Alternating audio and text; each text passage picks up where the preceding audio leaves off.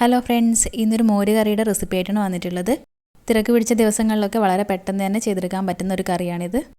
നമ്മളിത് ചെയ്തെടുക്കുന്നത് തേങ്ങ അരച്ചിട്ടാണ്.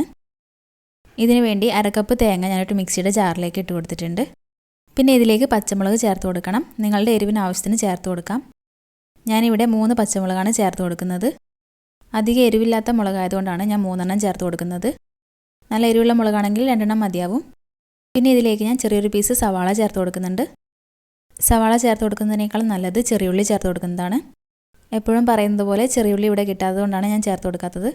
പിന്നെ ചെറിയൊരു പീസ് ഇഞ്ചി ചേർത്ത് കൊടുത്തിട്ടുണ്ട്. പിന്നെ ഇതിലേക്ക് നല്ല ജീരകം ചേർത്ത് കൊടുക്കണം. ഞാനിവിടെ 1/2 ടീസ്പൂണിനേക്കാളും കുറച്ച് കുറവാണ് ജീരകം ചേർത്ത് കൊടുത്തിട്ടുള്ളത്. പിന്നെ ഇതിലേക്ക് ഒരു 1/4 ടീസ്പൂൺ മഞ്ഞൾപ്പൊടി ചേർത്ത് കൊടുക്കുന്നുണ്ട്. പിന്നെ ഞാനിത് അരച്ചെടുക്കുമ്പോൾ വെള്ളം ചേർത്ത് കൊടുക്കുന്നില്ല, പകരം തൈരാണ് ചേർത്ത് കൊടുക്കുന്നത്. ഞാനിവിടെ 3 ടേബിൾ സ്പൂൺ തൈരാണ് ചേർത്ത് കൊടുക്കുന്നത്. ഇനി ഇത് നല്ലപോലെ ഫൈനായിട്ടൊന്ന് അരച്ചെടുക്കണം. ഞാനിവിടെ ഇത് നല്ലപോലെ ഒന്ന് അരച്ചെടുത്തിട്ടുണ്ട്. വീണ്ടും ഞാനിതിലേക്ക് തൈര് ചേർത്ത് കൊടുക്കുന്നുണ്ട്. ഞാനിപ്പോൾ ഇതിലേക്ക് 3 ടേബിൾ സ്പൂൺ തൈര് ചേർത്ത് കൊടുത്തിട്ടുണ്ട്. ഇനി ഇതൊന്നും കൂടി അരച്ചെടുക്കണം. ജസ്റ്റ് ഒന്ന് അരച്ചെടുത്താൽ മതിയാവും. ഇവിടെ ഞാൻ അരച്ചെടുത്തിട്ടുണ്ട്. ഇനി നമുക്ക് മോര് കറി ചെയ്തെടുക്കാം.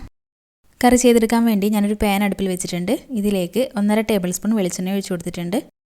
എണ്ണയൊന്ന് ചൂടായി വരുമ്പോൾ ഇതിലേക്ക് കടുക് ചേർത്തൊന്ന് പൊട്ടിച്ചെടുക്കണം.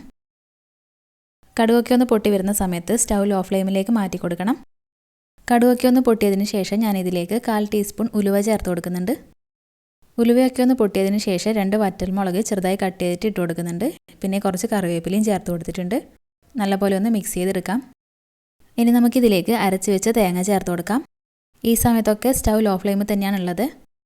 പിന്നെ ഞാൻ മിക്സിയുടെ ജാറിലേക്ക് കുറച്ച് വെള്ളം ചേർത്ത് കൊടുത്തിട്ട് അതൊന്ന് ചേർത്ത് കൊടുക്കുന്നുണ്ട്. എന്നിട്ടൊന്ന് മിക്സ് ചെയ്തെടുക്കുന്നുണ്ട്.